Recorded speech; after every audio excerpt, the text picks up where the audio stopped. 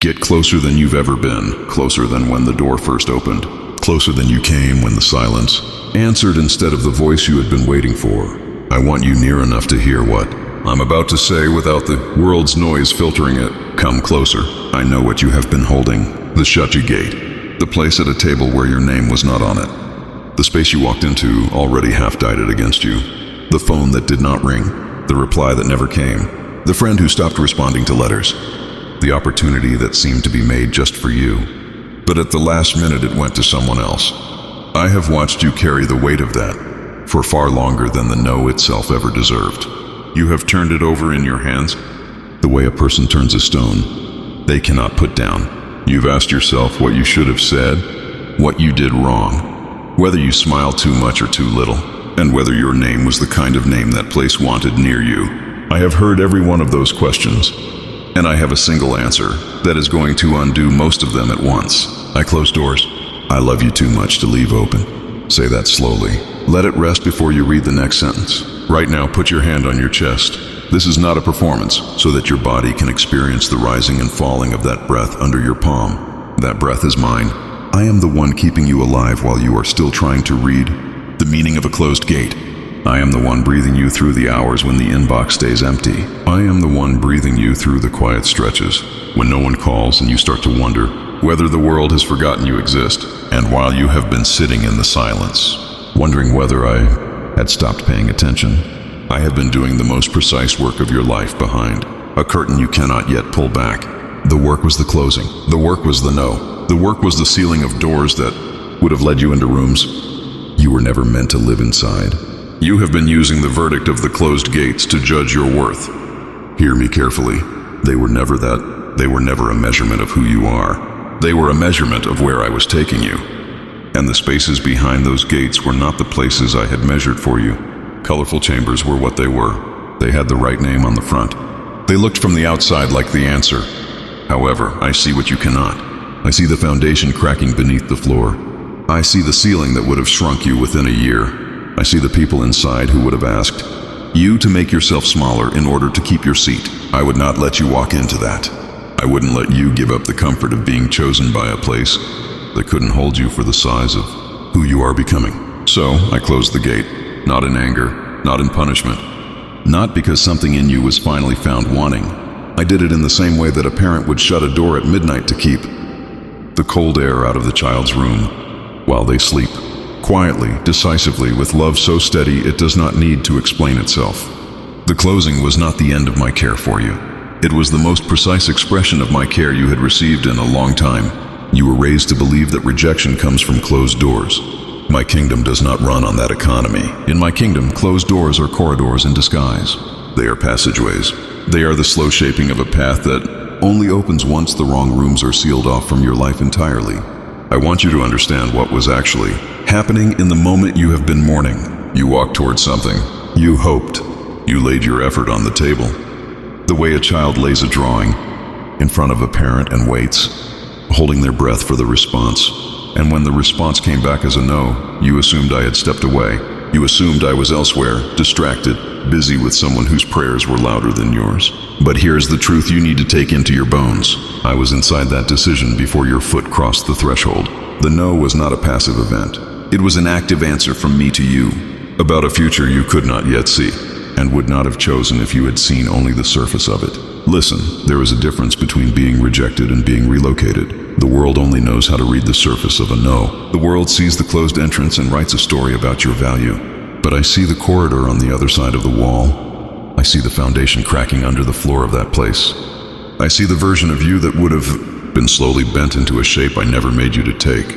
Therefore, I did not retaliate against you when I shut the gate. I was protecting the size of what you are becoming. The closure was a covering. The silence was a shield. The empty inbox was a wall I built between you and a destination that would have eaten the most precious parts of you alive. Some of you have been so focused on the gates that shut that you have not noticed the corridor opening on the other side of the hallway. Open passages do not always appear in the same week the others close. I don't mean to be cruel. I'm preparing you by letting you sit for a while in the empty hallway. The place I am leading you to requires a version of you that did not exist before the first gate closed. In the silence of what just happened, You had to build the strength you'll need for the next thing. So if you are sitting in an empty hallway right now, do not call it a punishment. Call it preparation. This hallway is not a hallway. I am working in the workshop. Here's something about how the world taught you to read closed entrances. The world taught you that a sealed gate is a verdict on your effort, that you should have tried harder, networked better, prepared longer, performed cleaner. The world built a religion around the idea that every passage which closes is a passage you failed to keep open. That religion is not mine. My economy does not run on that math. In my economy, the closing of an entrance is sometimes the most generous gift a father can give a child, because the threshold you wanted was a threshold that would have led you into a chamber that would have slowly diminished you. And I love you too much to let you walk into that place just because you were strong enough to pry the gate open through sheer will. You have been apologizing for being passed over. Stop. A place you were not invited into was not a place I built for you. A table you were not seated at was not a table I prepared for you. I did not have your name on an opportunity that went to someone else. Put down the apology. Put down the shame. Put down the running monologue in your head, where you replay the conversation and try to figure out where you lost them. You did not lose anything. I redirected something. There is a difference, and the difference is the entire shape of your future. Hear me say this clearly. Your value is not the place you were not invited into. The unreturned email is not what makes you valuable. Your value is not the offer that went to the other candidate. Your value is not the seat that was given to someone else. Your value was decided long before any of those spaces existed. Your value was decided in my heart, before the world had a voice loud enough to weigh in on you. So when those places sent back a no, they are not telling you who you are. They are telling you who they are. And who they are is not where I am taking you. If these words are landing in you, leave the word repositioned in the comments, as a small declaration to your own soul that you are hearing what is being said and that you are willing, if only tentatively, to change the meaning of your closed gates. Not for me, but for yourself. One word in the comments is sometimes the smallest act of trust a heart can offer when it has been disappointed too many times. Type it if it lands, then come back and keep listening. There is more I want to give you in this hour, and I do not want you to miss any of it. Here's something about the way I move people I love. I rarely move them the way they expect to be moved. I do not always part the sea in front of them. Sometimes I close the road behind them. Sometimes the way I get you to the next place is not by opening the next opening, but by sealing the last. One shut so completely that you have no option but to walk forward. You think the closed gate is my silence. It is my speech. The seal on that threshold is my signature. I am telling you with the slam of that entrance that you are not going back. There is no version of your life that includes that chamber. So stop pulling on the handle. Stop checking your phone for a reversal. The reversal is not coming. What is coming has a different name on it, and the name is the one I have been calling you toward for years. I want to tell you about the kind of foundation I am laying beneath you while the gates close. It is not the kind of foundation the world admires. Foundations built on credentials, connections, and visible victories are admired by the world. Something quieter and more long-lasting is the material I'm using to build the foundation beneath you. It is made of the trust you developed in the silence. It is made of the prayer you whispered when no one was watching. It is made of the integrity you held on to when no one would have noticed if you let it go. It is comprised of every yes you gave me when no one knew you said yes. That foundation is invisible to people. It is fully visible to me, and the structure will be unmovable when I begin to build the next chapter of your life on top of it. The closed gates brought and the foundation is held because the foundation has been put through its paces by each storm. You have been measuring your life lately by the things that did not work. The breakup of the relationship, the opportunity that vanished, the friendship that grew quiet, the community that did not protect you when you needed protection, the role that did not value what was best in you. You have built a quiet ledger in your head, and the ledger is full of losses, and the total has been making you smaller. Write down the ledger. That is not how I am keeping count. The losses you are tallying are not losses in my economy. They are extractions. They are the surgical work of a father who is taking the wrong things off the foundation so the right things can be set in place. I do not waste a single closure in your life. None at all. I'm giving you information about the shape of the path I'm building with each shut gate. If you can, try to shut your eyes for a moment. Just a few seconds. Let the muscles in your face soften. Let the tension behind your eyes release. I want you to do something with me here. I want you to picture the closed gate you have been mourning. Picture it clearly. Now picture just behind it a chamber that looked good from the outside, but that was in fact the wrong size for the future I have been building for you. Picture me not standing outside, but inside that chamber, knowing every corner of it, knowing exactly what it would have cost you. Now picture me walking out, closing the gate behind me, and turning the key. Hear the click of the lock. That click was love. That click was protection. That click was the most decisive act of care anyone has performed on your behalf in this season. You did not lose anything. You were rescued from it. I shut the doors. I love you too much to leave open. Now stay with that picture for one more breath. Notice that the corridor is not dark. Somewhere in the hallway, light is coming from somewhere. You cannot see the source yet, but the light is there. The light is my presence going ahead of you, walking the corridor before your feet have to walk it. By the time you arrive at the next gate, the place behind it will already be ready. The lights will already be on. The chairs will already be arranged. The people who belong inside will already be waiting. None of it will feel like a struggle to enter. It will feel like a homecoming. I have watched you remain faithful in seasons when faithfulness made no logical sense. I have seen you keep showing up to prayers I had not yet answered. After the 3rd, 5th, and 10th rejections, I have observed that you continue to believe my promises. I have seen you refuse to become bitter even, when bitterness would have been the easier road. Do you understand what that has done? It has built something in you that very few people on earth have. A soul capable of carrying weight, a heart that can hold blessing without breaking, a mind that can lead without losing itself. Closed gates were not measuring your strength. They were creating it. I'm about to give you a future that will require the strength now that it exists. I remember a man named Joseph. He was loved by his father and resented by his brothers. The people who should have protected him threw him into a pit. He was sold to strangers. He was carried into a country whose language he did not know. He served faithfully in a household and was then accused of something he did not do. He was thrown into a prison and forgotten there for years. From the outside, his life looked like a sequence of closures. From my view, it was a careful sequence of repositionings. Every shut gate in his story was me, moving him closer to the place where he would feed nations. The pit moved him. The prison moved him. The forgotten years moved him. And when he stood finally in the chamber of his calling, he looked back and could see what he could not see while he was inside the closing. The closed gates had been corridors all along. You may be in your pit. You may be in your prison. You may be in your forgotten season. Hear me. The man on the other side of those closures is not a different man. It is the same Joseph. His identity remained unchanged after the closures. They made it sharper. The same is true of you. The shut gates in your life are not erasing who you are. They are revealing who you have always been beneath. The layers the wrong places tried to put on you. I want to widen the picture for a moment, because what I am doing in your life is not only about a single closed entrance. It is about an entire life I am rearranging around the truth of who you are. Think of it as a careful disassembly of one structure and the slow construction of another. The structure you are standing in had to be taken down before the new one could go up, and the only way to take down the old structure was to close the entrances that kept inviting you back into it. Every shut gate was me closing access to the old life. Every silence was me closing the loop. Every relationship that drifted was me letting the rope of the old version of you fray and snap so that you could not be pulled back into a self that no longer fits you. This is not abandonment. This is architecture.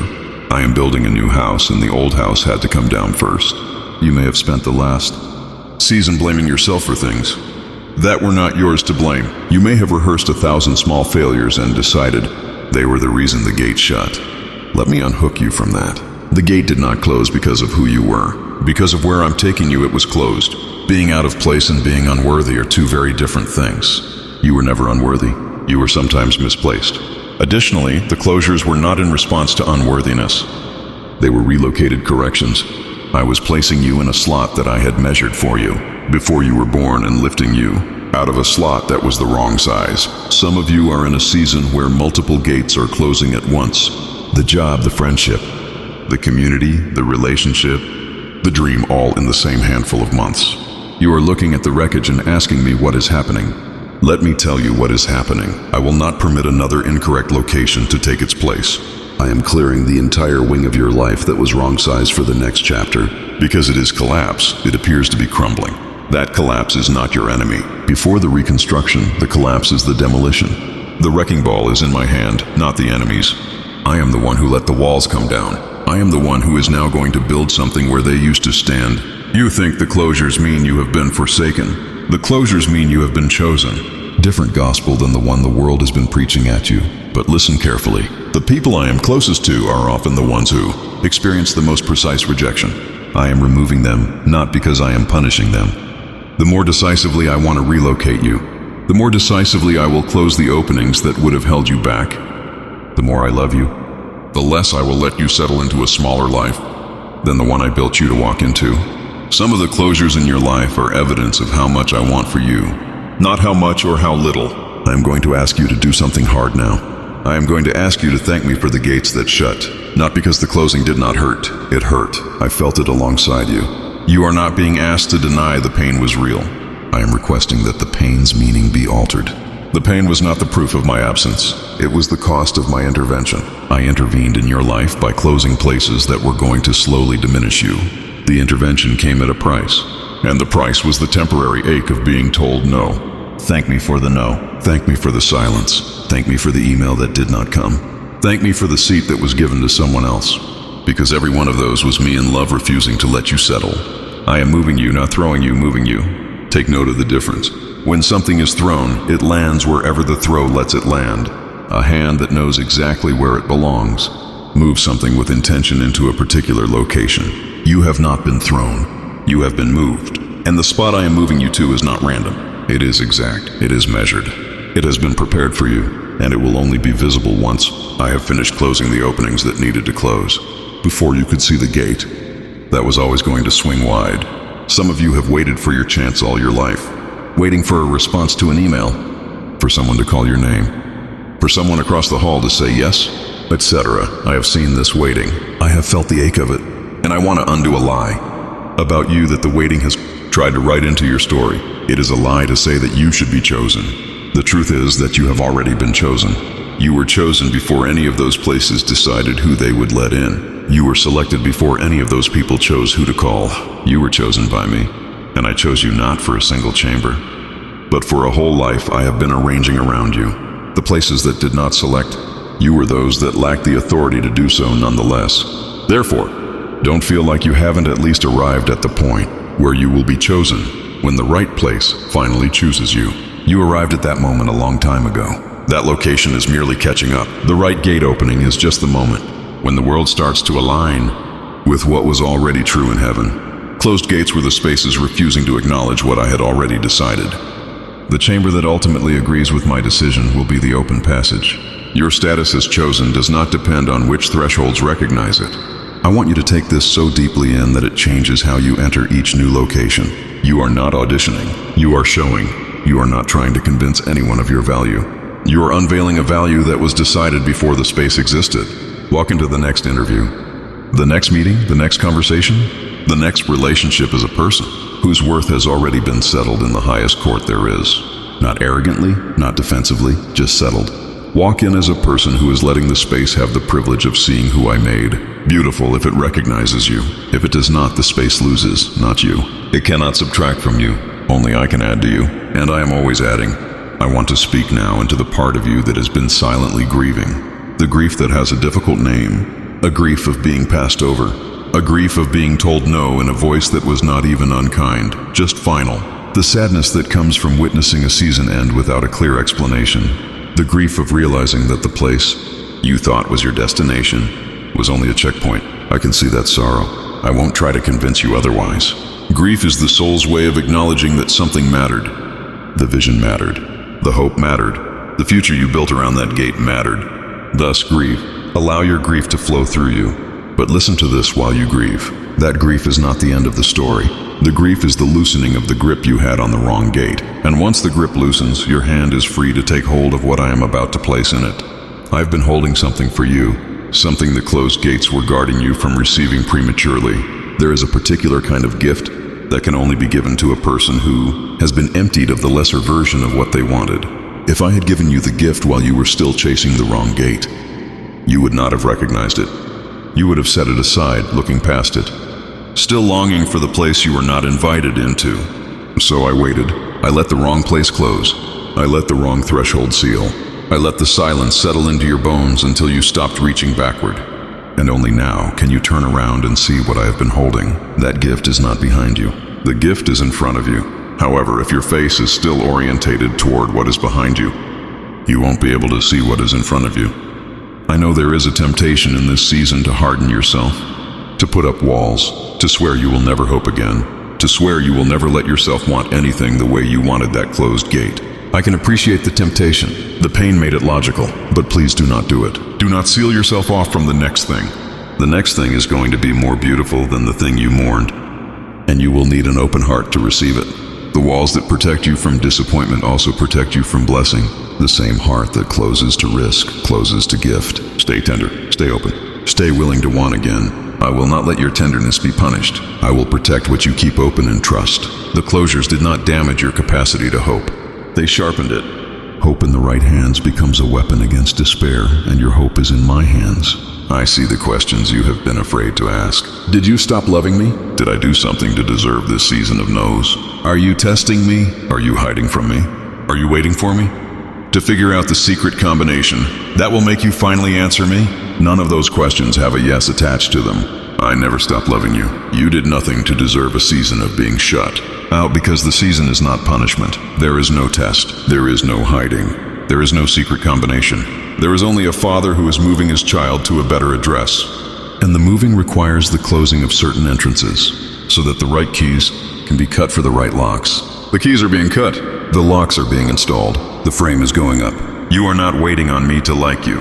I have always liked you. I have always loved you. I have always been planning this for you. Whisper this back to me with whatever voice you have. I am being repositioned, not rejected.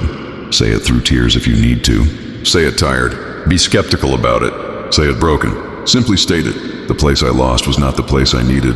The gate I mourned was not the gate with my name on it. The seat I did not get was not the seat I was being prepared for.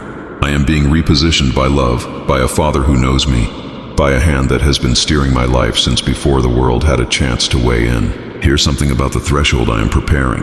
Your name is on a gate I have not opened yet, not because I am hiding it from you, because the gate is being prepared, the hinges are being set, the frame is being measured, the chamber behind it is being furnished. The people who will be on the other side are being shaped just as you are being shaped. You cannot rush the timing of an opening. I am getting ready. You can only ruin it by trying to force a different threshold open before the right one is ready. So put down the lockpick and put down the strategy. Put an end to your desperate attempts to invite you into the wrong places. Trust the rhythm of my preparation. The gate will open with your name on it. In the moment that has been measured for you, when that gate opens, you will walk in and discover that everything I made you to be was already a perfect fit for what I built that place to hold. The fit will be straightforward. The welcome will be instant. Because that chamber was made for you and you were made for it. And the closures were the long, patient work of keeping you apart until the right time. The recognition will be mutual.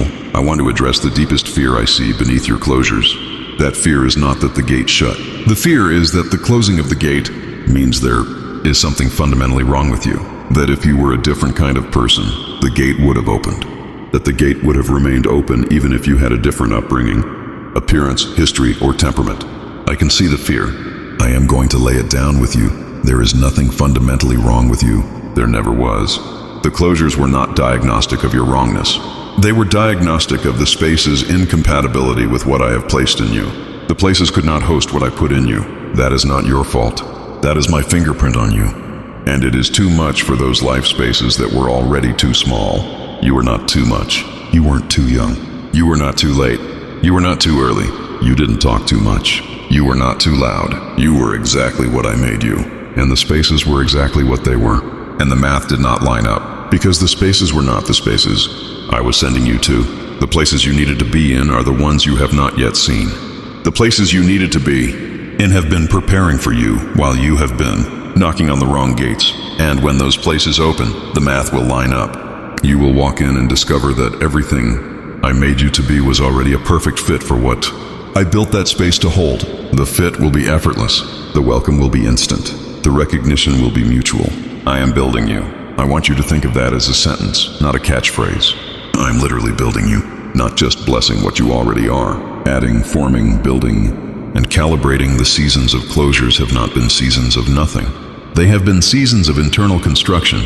The rejection bent you into a shape that the next place is going to need.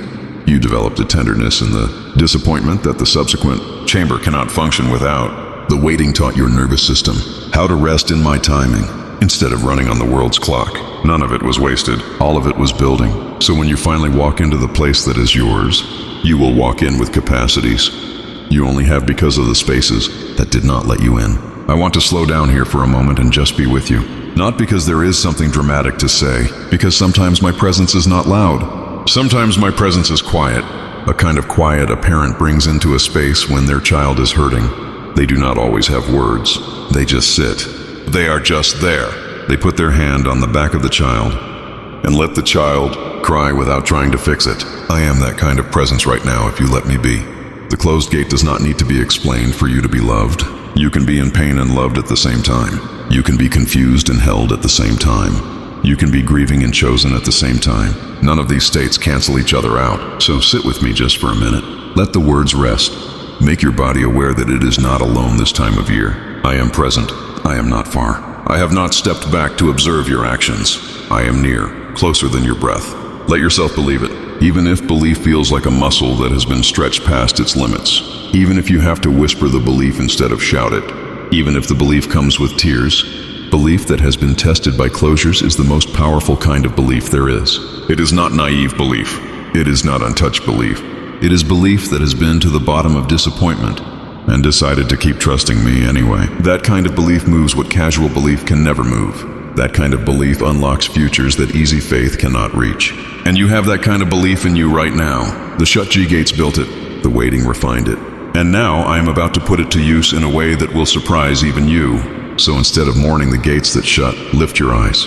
Take a look down the hallway. The hallway you have been calling empty is not empty. It is a passage. It has direction.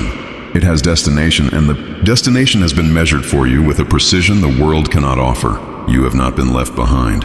You have been led forward quietly through a sequence of closures that looked from the inside like loss, but were from my view the most loving choreography of a life I have ever performed on someone's behalf. You are going to walk through a gate soon, sooner than the closures led you to believe was possible. And when you walk through it, you will look back at the entrances that shut and you will not feel bitterness, because you will finally realize that every closing was a loving hand, refusing to let you settle into a life that was smaller than the one I wrote for you before you were born. You will experience something closer to awe. Take a slow breath with me. Let the air come in through your nose and leave through your mouth. 3 slow breaths. With each breath, let one closure release its grip on your imagination. Breathe in and let go of the email that never came. Breathe out. Breathe in and let go of the seat that was given to someone else. Breathe out. Let go of the relationship that you didn't choose and breathe in. Breathe out. The closures did not have the final word. I do. And the word I am speaking over you now is not ending. The word I am speaking over you now is corridor, passage repositioning beloved chosen held. Carry these words into the rest of your walk. When the old ache of the closed gate rises again, and it may rise again, that is not failure. That is just memory doing its work. The desire that was once in the heart is recalled, and the remembering can sting even after the truth has settled in. So when the sting comes, do not panic. Do not assume the truth has slipped away. Place your hand back on your chest. Take a breath. Whisper with whatever voice you have that you are being repositioned, not rejected. Then continue walking. The corridor is real. The gate at the end of the corridor is real. Your name on it is real. The hand of love that closed the wrong entrances is the same hand that is even now framing the right one. Additionally, the distance between you and the location I have prepared for you becomes shorter with each trusting step you take. Amen. If these words found a home in you, stay close. Subscribe so the next message can find you. When the next closed gate tries to write a story about your worth, share this with someone you love who is mourning a closure that did not open. And know deep in the place where your hope still lives that you are not alone in this hallway. I am with you. I am constructing. The next gate is being framed. Your name is on it.